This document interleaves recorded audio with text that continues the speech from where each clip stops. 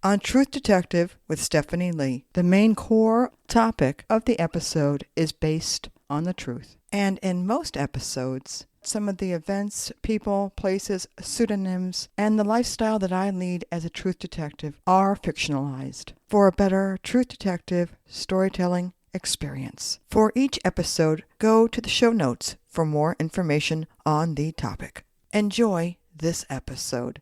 Welcome. This is Truth Detective with Stephanie Lee, Dystopian Stories.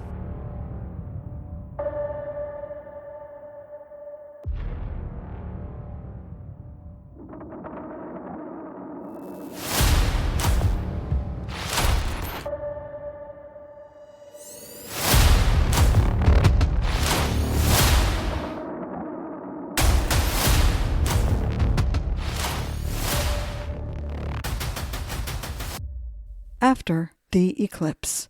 It was in my dream that I, your very own truth detective, realized we were living a potential nightmare. It's true, I pictured it perfectly in that nightmare. It went something like this. In a desolate post-apocalyptic world where the remnants of a once thriving society lay in ruins, we all navigated the crumbling streets looking for scraps of much-needed supplies. It was at this time that the sun rarely peeked through the thick smog that blanketed the sky, a constant reminder of the catastrophic events that had befallen the world. So that was how much of the nightmare I remembered. You see, I had heard whispers of the impending economic collapse that would follow the solar eclipse, and the saying, never let a crisis go to waste. The solar eclipse is a phenomenon that may plunge the world into chaos, and people had been preparing, hoarding supplies and bracing themselves for the worst. But was prepping really that important? Well, maybe, if you enjoy feeling happy and secure. After all, the whole point of prepping is to reduce the chances of major life disruptions and to better recover from disruptions when they do happen. That's it, right? Even something as simple and common as a fire extinguisher in your kitchen counts. And so it is, the vast majority of prepping has nothing to do with bunkers and bullets. Or it doesn't have to. I found this from the prepared.com website. We all ought to look not just at what's immediately in front of us, but also a little more down the road. Well, let's take 72 hours, 3 days versus 2 weeks. Until recently, emergency preparedness guides, including the Department of Homeland Security's Ready.gov website, typically recommended having 72 hours worth of supplies. But they are coming around and seeing that 72 hours worth of supplies just isn't going to cut it. Through my research as a truth detective, most modern experts believe that you should be prepared for at least 2 weeks to handle most likely events. Some groups, like the Red Cross, have updated their suggestions. Their site now says 3-day supply for evacuation, 2-week supply for home. Our emergency system, first responders, and community supplies can be quickly overwhelmed. We know that. The system just isn't designed to handle sudden and widespread disasters. I knew I had to unravel the truth for all to know. Behind the group of only around 4% in the United States, known as preppers, they held the key to survival in this harsh new reality. As I delved deeper into my investigation, I discovered that the preppers were a faction of individuals who possessed crucial knowledge about surviving in the post-apocalyptic world. They were the ones who knew what supplies to stock up on, how to fortify their homes, and how to defend themselves against the dangers that lurked in the shadows. And there were plenty of dangers and shadows. My detective inquiries led me to uncover the demographics of the preppers, a diverse group of individuals from all walks of life who had come together in a bid for survival and help each other. Some of them were indeed buying guns and honing their skills in self-defense, recognizing the importance of being able to protect themselves and their families in a world where law and order had crumbled.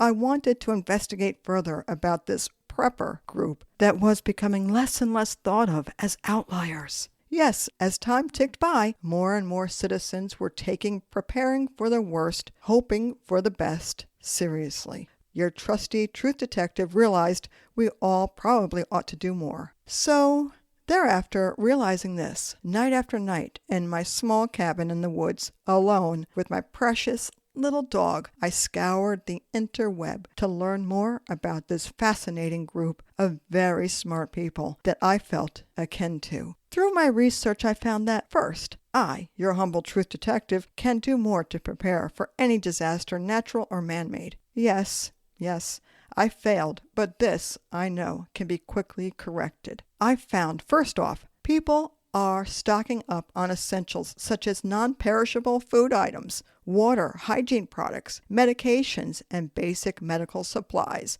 Additionally, having a supply of batteries, flashlights, candles, and matches can be helpful in case of power outages. We all know that. In case leaving home becomes necessary, which I really hope it doesn't, having a go bag or emergency kit with important documents, cash, a first aid kit, extra clothing, and essential supplies is advisable. Additionally, having a plan for where to go and how to communicate with loved ones is important. Demographics for preppers? Well, as I said, preppers come from various demographics, including individuals and families from different socioeconomic backgrounds.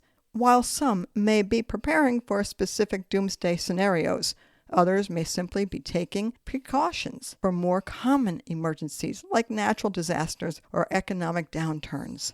Guns and self-defense? Well, we don't like to really talk about this, but it's necessary. Some preppers do invest in firearms for self-defense purposes, but not all preppers choose this route. No. Whether to acquire firearms and to learn how to use them is a personal decision based on individual beliefs and circumstances. Having extra fuel can be important, especially if there is a disruption in regular fuel supplies. This could include gasoline for vehicles, propane for cooking and heating, or firewood for a fireplace or outdoor camping stove. Well, learning how to use alternative energy sources such as solar panels or generators can be beneficial in case of power outages. Knowing how to safely use a fireplace or outdoor camping equipment for cooking and heating can be important if electricity is lost for an extended period of time. By delving into these aspects, I could better understand the motivation behind prepping and preparedness, and provide valuable insights into how individuals can prepare for uncertain times. Certainly, all wasn't lost. I had done what I'd prefer to call light prepping. Well, I'd heard that getting extra fuel was indeed crucial in a world where resources were scarce. Tick. Learning how to use alternative sources of energy like fireplaces and outdoor camping skills could mean the difference between life and death when electricity fails. Tick. Some videos and websites mentioned getting cash to have on hand and keeping it at home. If electricity goes down, you want to have cash. Cash is king. We all know that. At least, for now, people and places accept cash. Tick.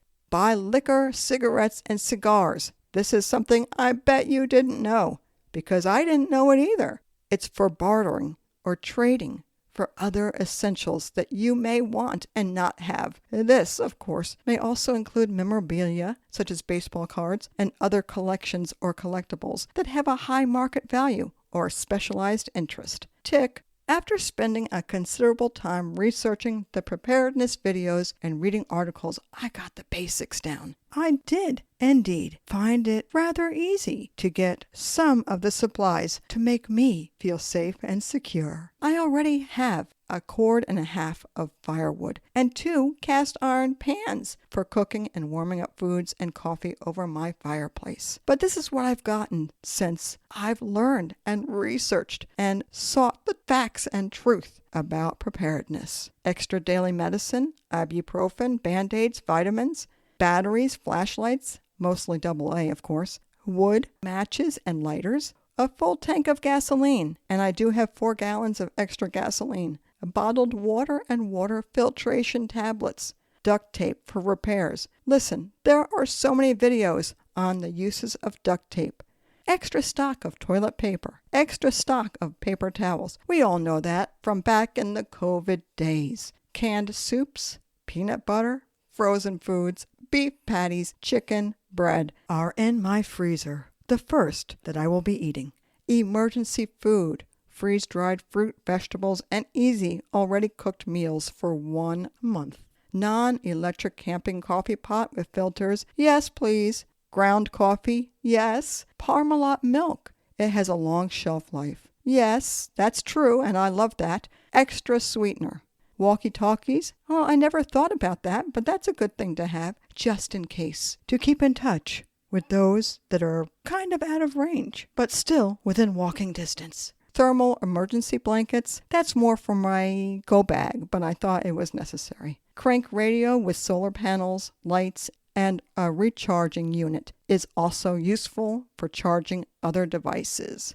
Emergency phone card? Well, I never thought about this. But suppose we do lose cell power and you want to get in touch with anybody. You can certainly do that with these SOS charge cards. Headlamps that have lights? Oh yes, I have that.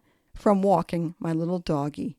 A tactical knife with a 4-inch blade. Well, I never thought I'd buy a tactical knife, but it is necessary. Now this is something that I've done recently within the past 2 months, maybe 3, but it could be important. I got a pistol permit to buy a gun and ammo if needed, and I am learning how to use it responsibly. That's important. Have passport, social security card, deed for the house, and all important information on hand. And of course, if you're stuck at home, you need games and playing cards and all kinds of things to keep your children and the adults busy as well.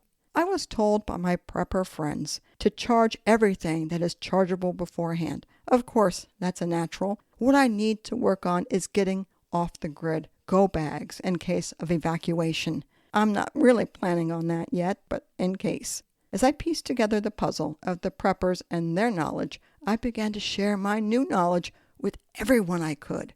And that includes you. And yes, I joined forces with this prepper group that was growing by the day in our society to ensure survival for myself and all. So I will relay their knowledge to the struggling non-preppers of society, of which I used to be. I will scream it from the rooftops, if I must. In a world where trust is a rare commodity and danger lurks around every corner, I know that my next move could determine not only my fate, but the fate of what remained of humanity. With the weight of the world on our shoulders now, we all steeled ourselves for the challenges that lay ahead. Indeed, rather have it and not need it than need it and not have it. Of course, I kept reminding myself, hopefully we won't need it. And in the end, after the solar eclipse doomsday debacle is over and done with, we go about our business. We play with our families. We entertain our friends, we walk our dogs, and all the while we smile inside. A calmness comes about, and so it is. Some were on their way to getting prepared, and some were ultra prepared for whatever came our way in this uncertain world that is becoming our reality.